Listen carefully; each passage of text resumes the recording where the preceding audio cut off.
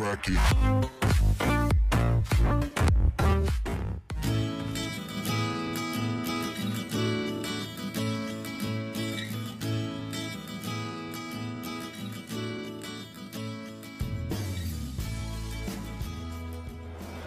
Salam SMK bisa. Hai guys, pada video kali ini kami akan membahas tentang sistem pengapian konvensional pada kendaraan. Untuk itu, tetap stay tune di video ini. Pernahkah terlintas di benak kalian? Mengapa busi pada mobil itu bisa mengeluarkan api? Dari mana sumber api pada busi? Apakah menggunakan pemantik atau menggunakan listrik?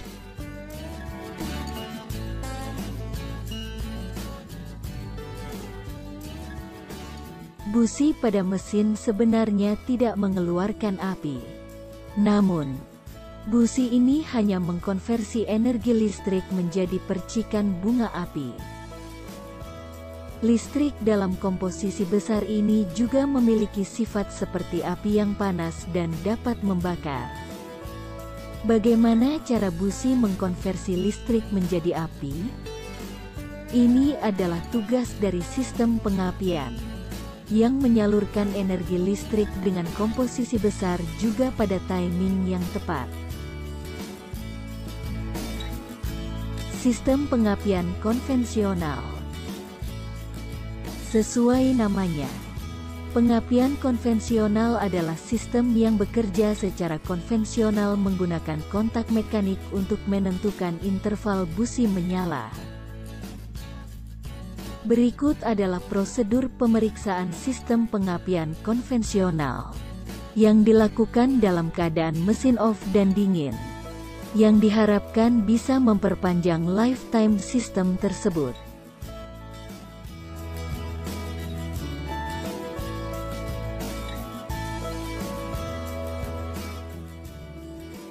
Pemeriksaan pertama yang harus kita lakukan adalah pemeriksaan baterai.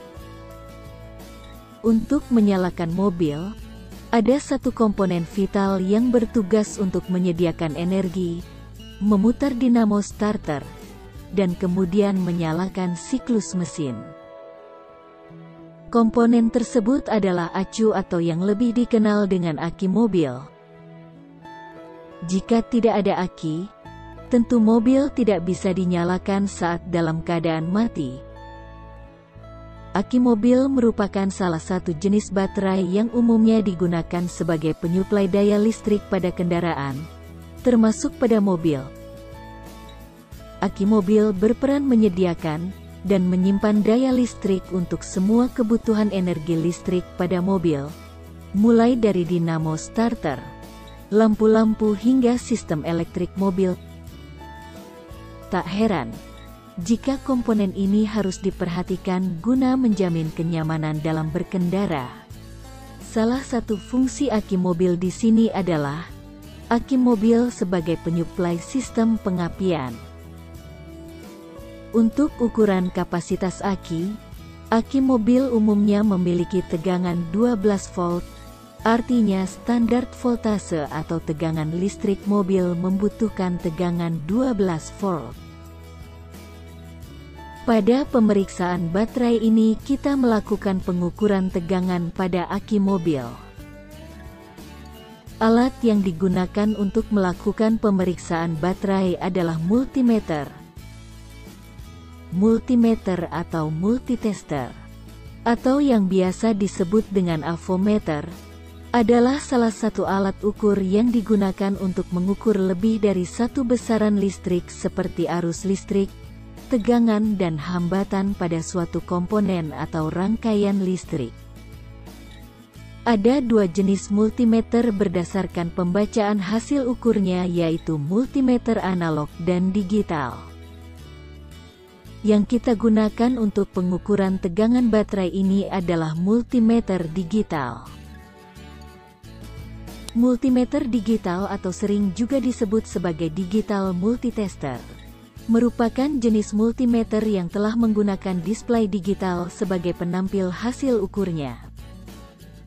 Hasil ukur yang ditampilkan pada multitester digital merupakan hasil yang telah sesuai sehingga tidak perlu dilakukan lagi perhitungan antara hasil ukur dan batas ukur. Pada pemeriksaan ini, pengukuran dilakukan dengan cara meletakkan prob positif AVO pada terminal positif baterai dan meletakkan prob negatif AVO pada terminal negatif baterai. Multimeter pada umumnya terdiri dari 3 bagian penting. Di antaranya adalah display, saklar selektor, dan prob. Pada multimeter terdapat 2 kabel prob. Kabel prob positif berwarna merah, dan kabel prob negatif berwarna hitam. Kabel prob positif yang berwarna merah dipasang pada lubang kutub positif multimeter, sedangkan kabel prob negatif yang berwarna hitam dipasang pada lubang kutub negatif multimeter. Kabel prob digunakan saat melakukan pengukuran benda kerja. Untuk lebih memahami tentang multimeter digital, simak bagian-bagian multimeter digital sebagai berikut. Bagian pada nomor 1 adalah papan skala atau display. Berbeda dengan multimeter analog, pada multimeter digital angka hasil pengukuran akan ditampilkan angka secara digital, lebih mudah untuk dibaca jika dibandingkan dengan multimeter analog. Bagian pada nomor 2 adalah saklar pemilih atau selektor. Selektor berfungsi untuk memilih pengukuran yang akan dilakukan menggunakan multimeter.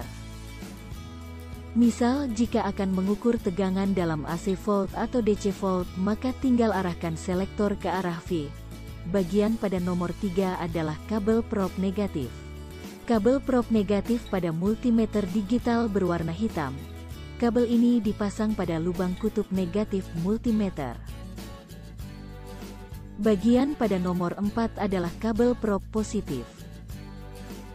Kabel prob positif berwarna merah.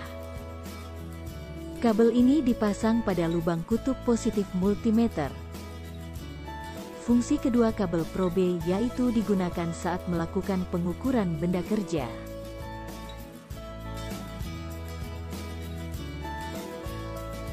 Dari hasil pemeriksaan baterai, didapatkan hasil pengukuran di angka 12 volt. Maka disimpulkan bahwa baterai dalam keadaan normal. Pemeriksaan kedua yang harus kita lakukan adalah pemeriksaan koil. Koil merupakan bagian terpenting dari sebuah mesin.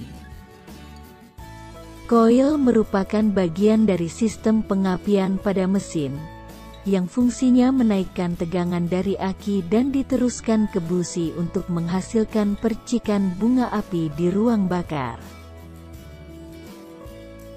Di dalam koil pengapian ada 2 gulungan utama, yakni gulungan primer dan sekunder.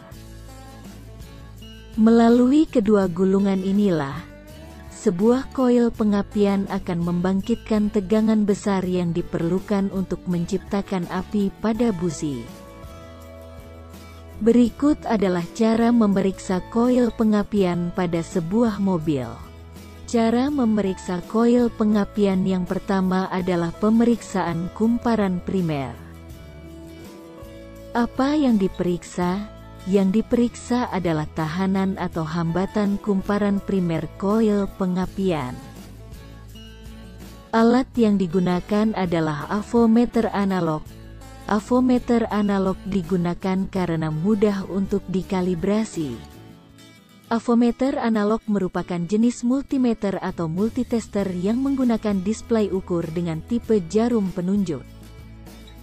Sehingga untuk membaca hasil ukur harus dilakukan dengan cara melihat posisi jarum penunjuk pada display dan melihat posisi saklar selektor pada posisi batas ukur. Kemudian melakukan perhitungan secara manual untuk mendapatkan hasil ukurnya. Kondisi atau proses pembacaan hasil ukur yang masih manual inilah yang menyebabkan avometer atau multitester jenis ini dinamakan sebagai multimeter analog. Untuk lebih memahami multimeter atau avometer analog, Simak bagian-bagian multimeter atau avometer analog berikut ini. Bagian pada nomor 1 adalah papan skala atau display. Digunakan untuk membaca hasil pengukuran. Pada papan skala terdapat skala tahanan atau resistan dalam satuan ohm, tegangan, kuat arus, dan skala lainnya. Bagian pada nomor 2 adalah jarum penunjuk atau pointer. Berfungsi untuk menunjukkan besaran nilai hasil pengukuran. Umumnya pada multimeter analog pada papan skala ditambahkan cermin agar pembacaan pada pointer atau jarum penunjuk dapat lebih akurat. Bagian pada nomor 3 adalah saklar pemilih atau selektor. Pada multimeter analog, saklar pemilih digunakan untuk menentukan posisi kerja multimeter dan batas ukur atau reng. Saklar ini harus diposisikan sesuai dengan benda kerja yang akan diukur. Jika digunakan untuk mengukur nilai satuan tahanan atau dalam ohm, saklar ditempatkan pada posisi simbol ohm. Demikian juga jika digunakan untuk mengukur tegangan AC atau tegangan DC, dan kuat arus dalam miliampere sampai mikroampere. Bagian pada nomor 4 adalah sekrup pengatur jarum atau preset. Sekrup ini dapat diputar menggunakan obeng min. Pada multimeter analog, sekrup ini berfungsi untuk mengkalibrasi atau mengatur jarum agar kembali tepat pada angka 0 pada sebelah kiri papan skala. Jika jarum tidak pada posisi 0 saat melakukan pengukuran, dapat mengakibatkan hasil pengukuran yang kurang akurat. Maka sebelum alat digunakan, posisikan jarum pada angka 0. Bagian pada nomor 5 adalah kabel probe negatif. Kabel probe negatif berwarna hitam. Kabel ini dipasang pada lubang kutub negatif multimeter. Kabel probe ini digunakan saat melakukan pengukuran benda kerja dengan cara menempelkan ujung kabel ke benda kerja yang diukur. Bagian pada nomor 6 adalah kabel probe positif.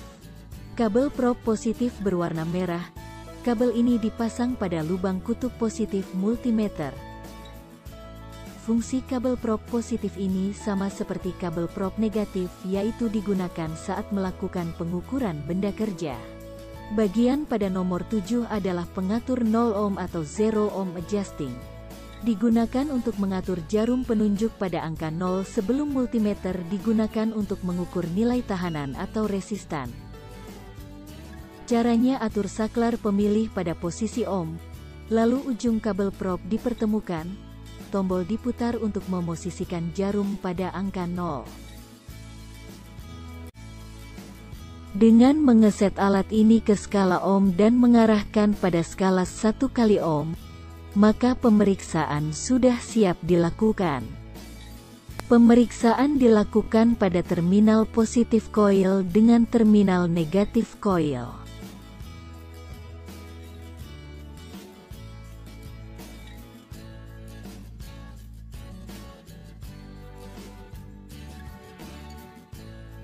Hubungkan probe positif avometer ke terminal positif coil dan probe negatif avometer ke terminal negatif coil.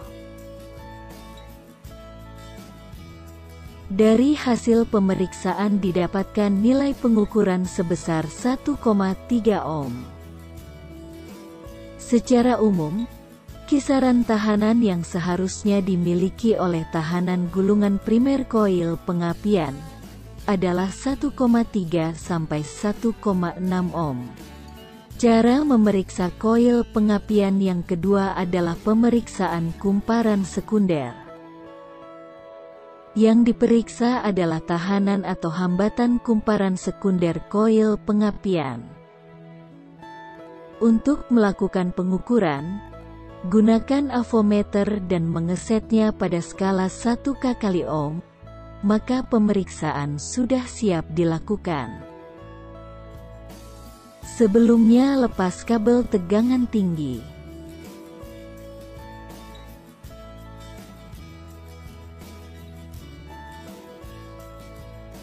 Kabel tegangan tinggi berfungsi meneruskan arus tegangan tinggi dari koil ke distributor.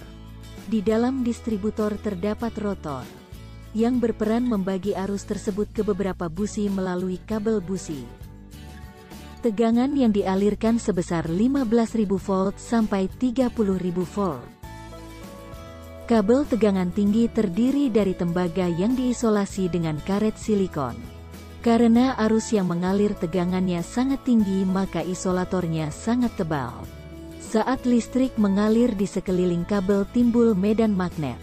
Pada kabel tembaga, medan magnet cukup besar sehingga mengganggu gelombang radio. Guna mengatasi hal tersebut, maka kabel tegangan tinggi terbuat dari serat karbon. Untuk mengukur tahanan kumparan sekunder, hubungkan prob positif avometer ke terminal tegangan tinggi koil, dan prob negatif avometer ke terminal negatif koil. Setelah itu baca nilai yang terukur.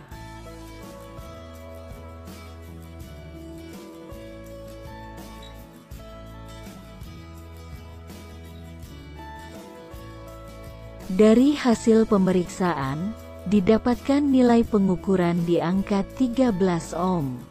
Secara umum, kisaran tahanan yang seharusnya dimiliki oleh tahanan gulungan sekunder koil pengapian adalah 10,7 sampai 14,5 kilo ohm. Dari hasil semua pengukuran koil secara umum, keadaan koil primer maupun sekunder dalam keadaan baik.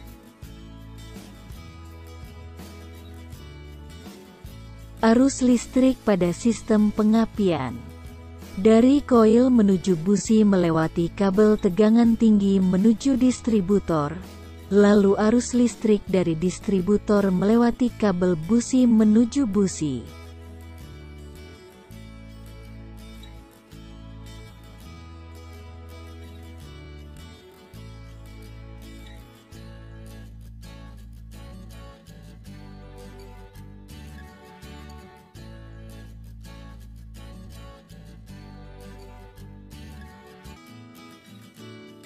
Ini merupakan konstruksi dari distributor. Distributor adalah sebuah piranti dalam kendaraan yang bekerja dengan memanfaatkan putaran poros kamsaf untuk menyalurkan induksi tegangan tinggi koil ke busi sesuai dengan firing order pengapian. Ketika poros engkol berputar, otomatis poros kamsaf juga akan berputar sehingga distributor pun akan bekerja. Perbandingan putaran antara poros engkol dan poros distributor adalah 2:1, artinya 2 kali putaran poros engkol maka distributor berputar 1 kali. Cara kerja mesin konvensional masih menggunakan mekanikal pada platina, sementara platina ada pada distributor. Sehingga unit distributor sangat diperlukan.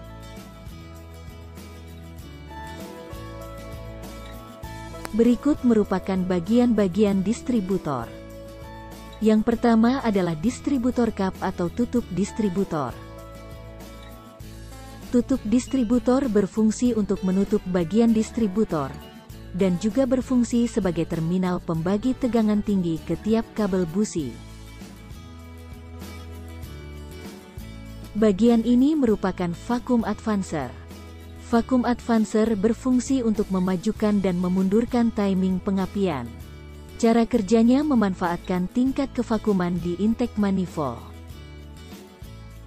Kevakuuman ini dihubungkan ke membran pada vacuum advancer yang dapat bergerak sesuai kevakuuman di intake manifold. Membran ini terhubung dengan breaker plate, sehingga membran akan mempengaruhi posisi platina.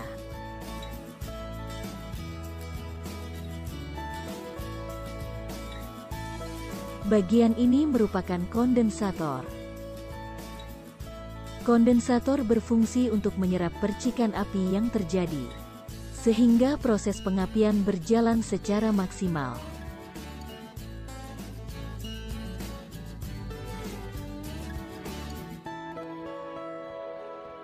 Bagian berikutnya adalah rotor.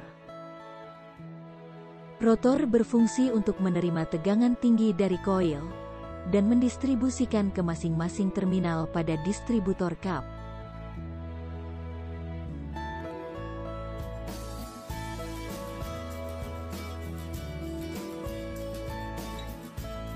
Setelah kita lepas rotornya, kita bisa melihat di dalam distributor ada platina.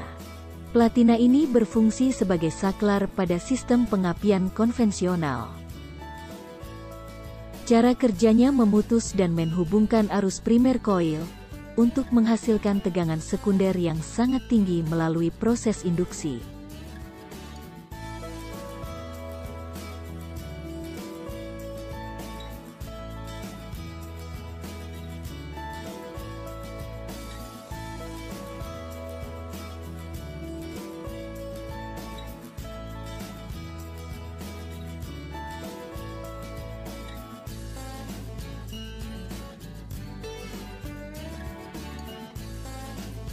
Bagian ini digunakan untuk mengeset maju atau mundurnya platina dengan cara memutar ke kanan maupun ke kiri.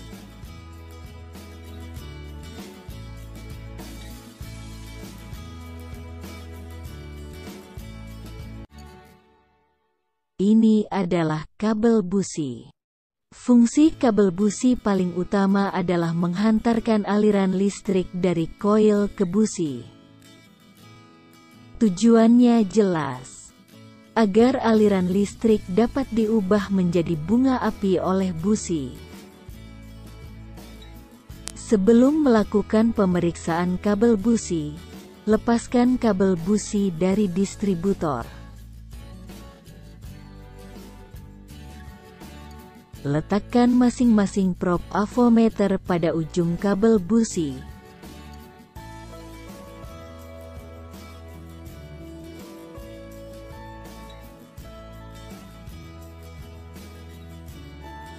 Dari pengukuran kabel busi, didapatkan hambatan kabel busi tidak lebih dari 25 kilo-ohm. Itu berarti kabel busi dalam keadaan baik. Selain pemeriksaan pada kabel busi, kita juga perlu melakukan pemeriksaan pada kabel tegangan tinggi. Ukur hambatan kabel tegangan tinggi menggunakan avometer dan mengesetnya pada skala 1K/ohm. Ini adalah kabel tegangan tinggi. Ukur hambatan kabel dengan meletakkan masing-masing prop avometer pada ujung kabel tegangan tinggi. Dari pengukuran kabel tegangan tinggi, didapatkan hambatan kabel tidak lebih dari 25 kilo-ohm. Itu berarti kabel tegangan tinggi dalam keadaan baik.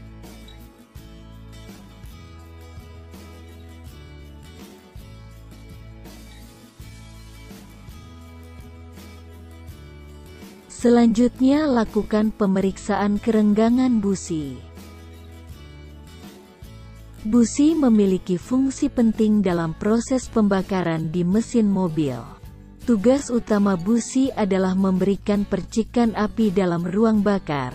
Dengan adanya percikan api, maka pembakaran dalam ruang silinder pun terjadi untuk menghasilkan daya yang menggerakkan kendaraan. Untuk itu, celah busi harus disetel dengan benar untuk mendapatkan performa mesin yang maksimal. Diketahui bahwa kerenggangan busi mempengaruhi power yang dihasilkan mesin. Busi ada banyak macam jenisnya. Setiap jenis tentu memiliki fungsi yang berbeda-beda. Sebab busi harus disesuaikan dengan karakter dan tingkat kompresi kapasitas mesin. Berikut merupakan jenis busi yang harus kamu ketahui. Busi standar atau koper. Busi standar banyak digunakan pada mobil-mobil yang biasa digunakan untuk beraktivitas sehari-hari. Busi jenis ini cenderung lebih awet digunakan karena memiliki umur pemakaian yang lebih lama dan mampu membuat mesin menjadi lebih stabil. Tetapi, busi standar dianjurkan untuk dipakai pada putaran mesin rendah hingga menengah saja. Busi platinum. Busi platinum disebut juga sebagai besi racing karena didesain lebih lancip daripada busi standar. Busi platinum sangat responsif digunakan pada RPM bawah. Akan tetapi umur pemakaiannya sedikit lebih pendek dari busi standar. Biasanya busi platinum bisa berumur 3-4 tahun untuk penggunaan kendaraan sehari-hari. Busi iridium. Busi iridium diperuntukkan untuk mobil yang sering menggunakan RPM tinggi. Busi jenis ini termasuk racing dan busi tipe dingin. Sebab mampu menghasilkan akselerasi mesin yang sangat agresif dan tarikan kendaraan menjadi terasa panjang. Busi ini cocok digunakan untuk kegiatan sport yang berpacu pada kecepatan. Walaupun demikian bukan berarti tidak bisa digunakan untuk harian. Kamu bisa menggunakan busi iridium untuk harian, akan tetapi stasioner mesin menjadi tidak stabil dan umur busi menjadi sangat pendek. Alat yang digunakan untuk memeriksa kerenggangan busi adalah Fuller Gauge. Fuller Gauge adalah alat ukur yang digunakan untuk mengukur kerenggangan atau sebuah celah. Fuller Gauge berupa plat kecil yang berbentuk pisau dengan ukuran ketebalan yang berbeda-beda. Ukuran lebar dan panjang sama untuk setiap lembarnya. Tetapi ukuran ketebalan tiap lembarnya berbeda satu sama lain. Selain memiliki ukuran ketebalan berbeda-beda, Fuller Gauge juga memiliki ketelitian hingga 0,001 mm. Tetapi Fuller Gauge yang paling banyak digunakan adalah yang memiliki ketelitian 0,05 mm hingga 1,00 mm. Cara menggunakan Fuller Gauge sangatlah mudah. Siapkan celah benda yang akan diukur atau benda uji. Kemudian siapkan alat Fuller Gauge. Ukur celah komponen dengan Fuller Gauge dari lembaran yang terkecil hingga terbesar yang dapat masuk ke dalam celah benda uji.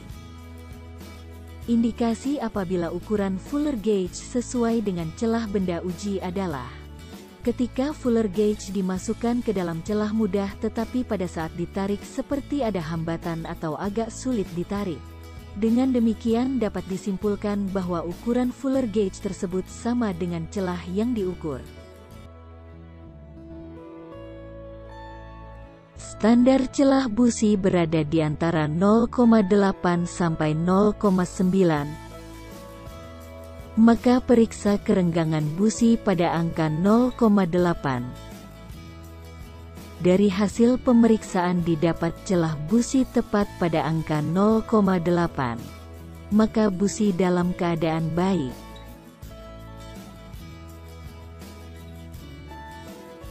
Pemeriksaan terakhir adalah pemeriksaan sekring. Sekring mobil terletak di bawah dashboard pengemudi. Sekring pada mobil atau yang lebih akrab disapa dengan nama fuse ini merupakan komponen yang tergolong sangat penting keberadaannya dalam kendaraan kita. Salah satu fungsi sekring adalah sebagai komponen pengaman kelistrikan. Lakukan pemeriksaan sekring menggunakan avometer.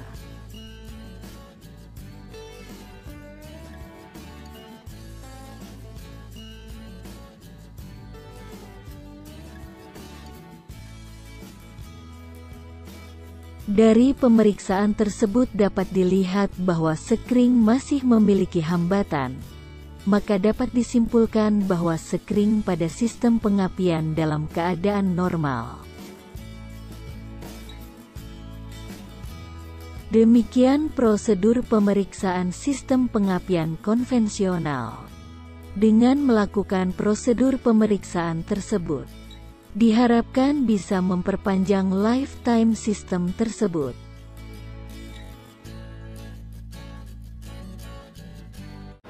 Oke guys, itu tadi video pembahasan tentang sistem pengapian konvensional pada kendaraan. Semoga bermanfaat. Terima kasih sudah menonton. Bye-bye.